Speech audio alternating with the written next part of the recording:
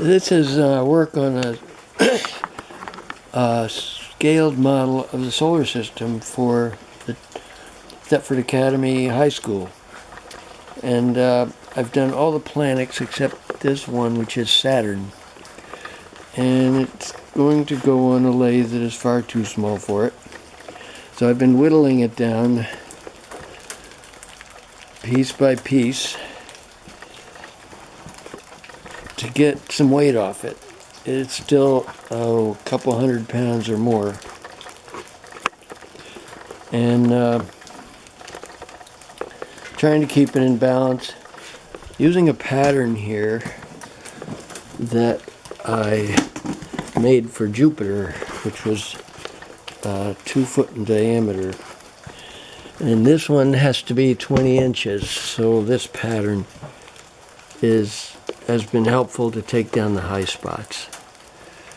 It's a plexiglass sheet, an arc with a 2 foot arc. And I'm still not sure this is doable on a little Powermatic, but I've set it up with tailstock on a post here and a 1-inch drive and 2 pillow blocks to keep it straight. These are directly in line with the shaft. You may not be able to see this, but at the other end we can see this the silver end of this post. The headstock, I'll be using this at least to test it out, this faceplate arrangement.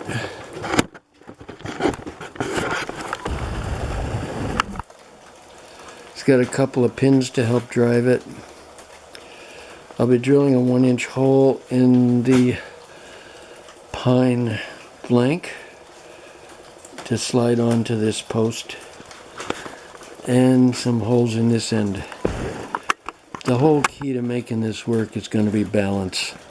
If it's balanced initially, I've got a half a chance.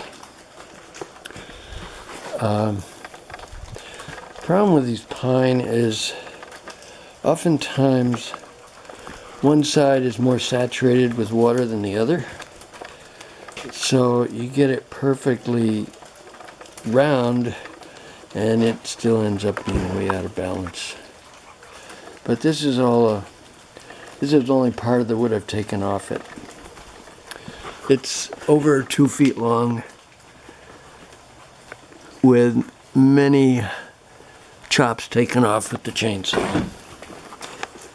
And I'm getting ready to mount some blocks on the ends to help support it on the tailstock and the headstock.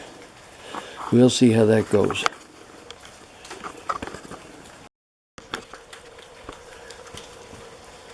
Well, I've made a guess at where the center of this thing is, and I'm starting a pilot hole at that point.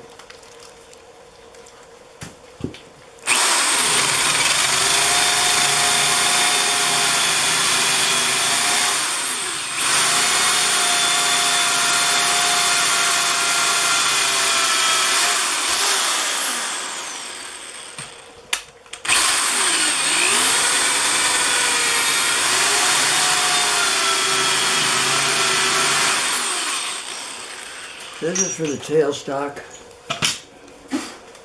and I'll be putting a plate on that hole to support it because it will wallow out because this pine is so soft. And I'll put a maple plate on it with a hole in that to support it. But first I gotta cut this off level and preserve the hole, and hopefully that hole is straight towards the axis. Well, I've made a little more progress here. This is verging on ridiculous. I cut a bunch more facets off.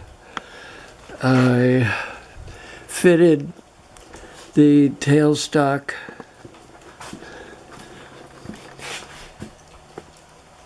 it's a 1-inch rod with a plate welded to it and a couple of 1-inch pillow blocks. And the front end has a standard face plate with a block of wood and some pins going through into the block of pine. So it all got hoisted up with this come along and fitted and set. I move the whole lathe each time I refit it to push it in or out because there's no quill feed on these. And when I turn it, it is of course heavy on one side. And it's what I'm going to do is start shaving with a chainsaw until it appears to be in balance, and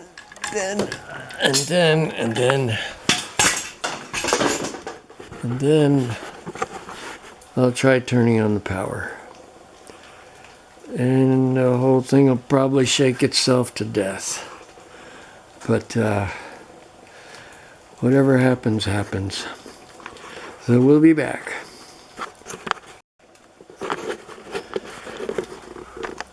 Well, we've done a lot of whittling to balance this monster. And I just powered it up and it didn't blow up. I'll show you how it works. You'll hear the belt squawk.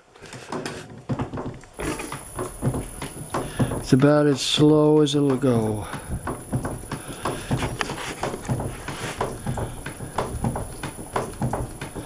I've got it tied to this post so it can't get away because there's nothing else really holding it except the weight of the lathe. So now it can't migrate off the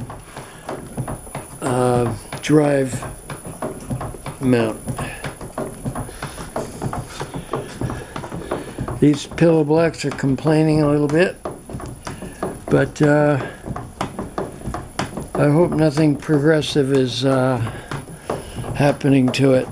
I'm going to start whittling with deep fluted bowl gouge and get as far as I can. I'll probably have to set up some alternate tool rest for the back end or turn the monster around, but I'll show you how that goes in time.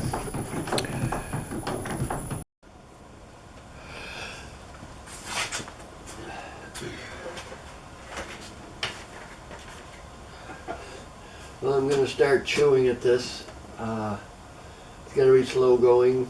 I'm running it around maybe 100 RPMs. If it comes off, it'll just drop on the floor. It's not likely to hurt anybody or anything as long as it doesn't land on me.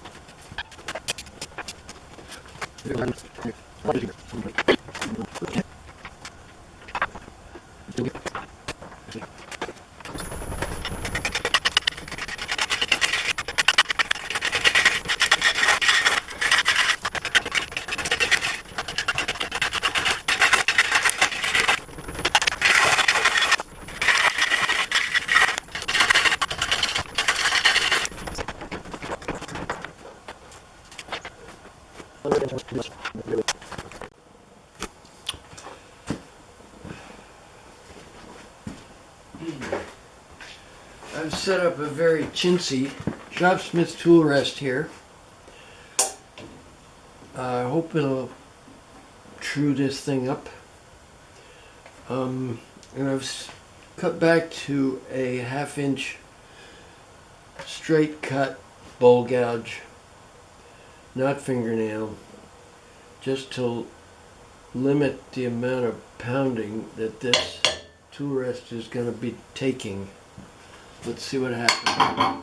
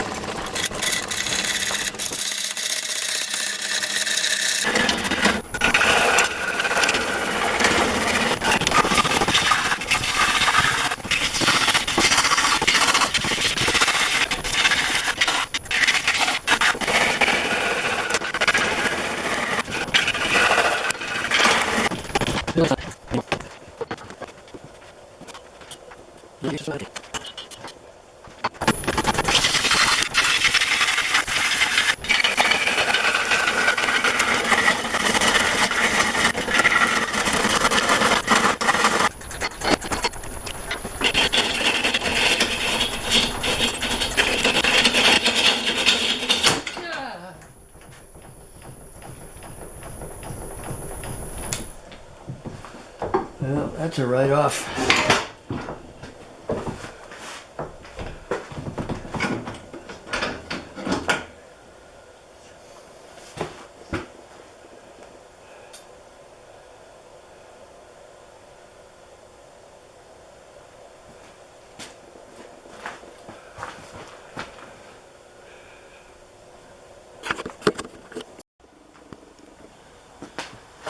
I'm going to ratchet the bed under the piece of pine without moving the rest of the deal.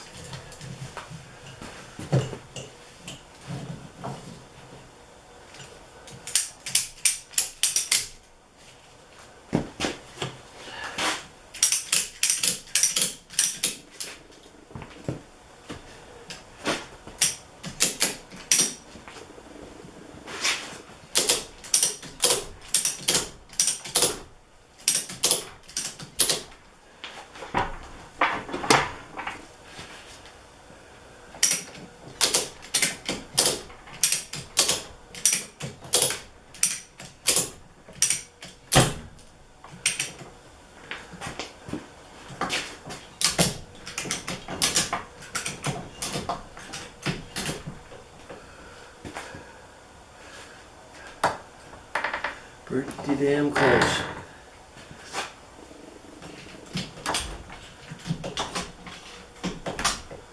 Now it's rubbing.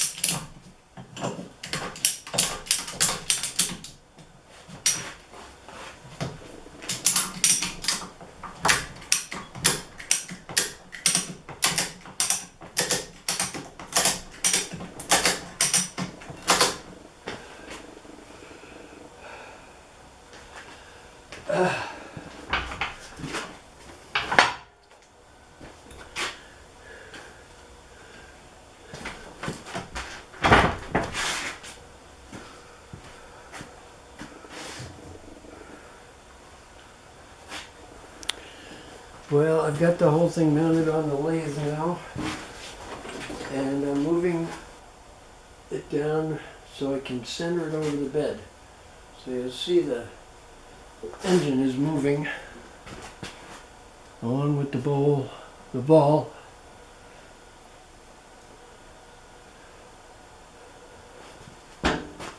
And now I'm going to move the tailstock down so it's all the way on the bed.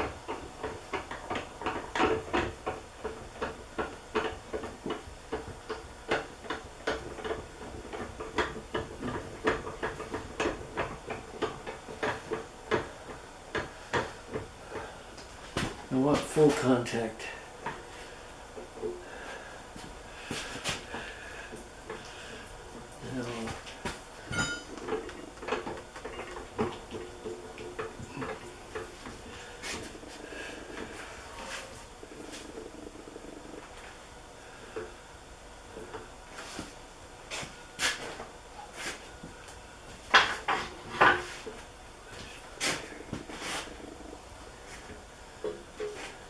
Notice it's perfectly symmetrical, but it's out of balance. And the heavy end is where this monster knot is, and a hole and a flat from the chainsawing. The last bit of flat. So we have a lot of chewing to do here. And I'll work in from both ends. This is the high spot. That's going to be the maximum diameter. Has to come down on both sides. And as I get part of it to the correct diameter, I'll put some blue marker on it to stay away from it. And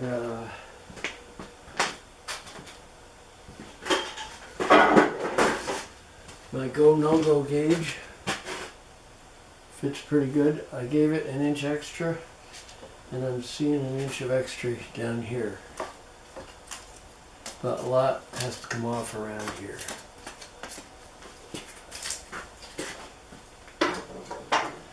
So there's going to be, these are really nasty knots.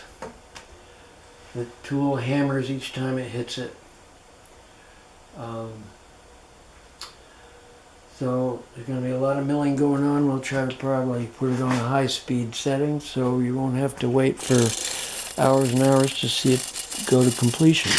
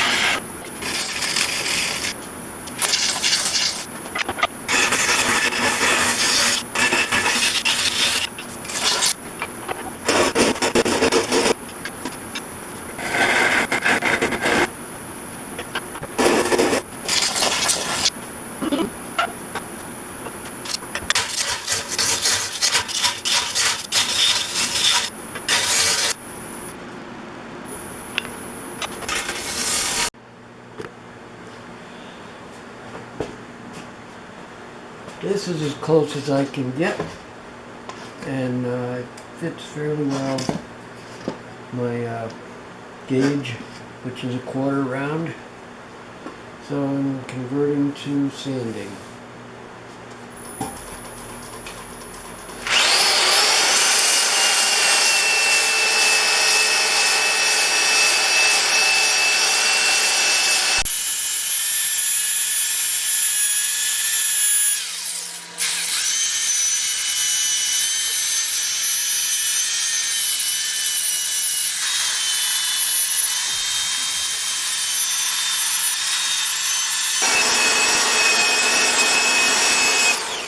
I'm talking about my here, and up and down, I've been shaping this and paper, about 3 centimeters thick, and then close up into straight paper.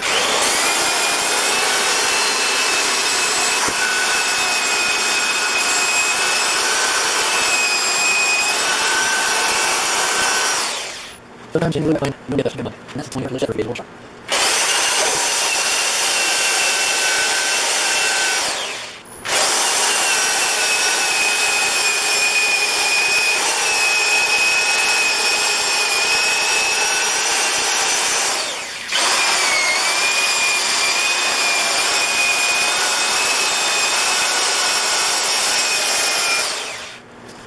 That makes me nervous. There are no tokens.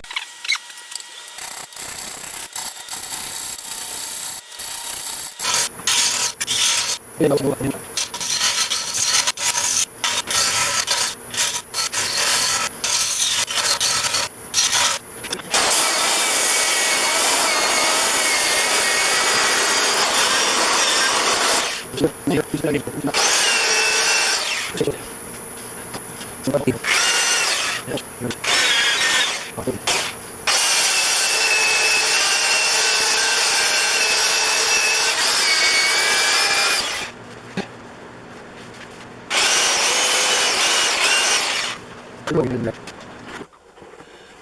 This is a final product I'm gonna pass on to the high school who's doing a solar system project, and one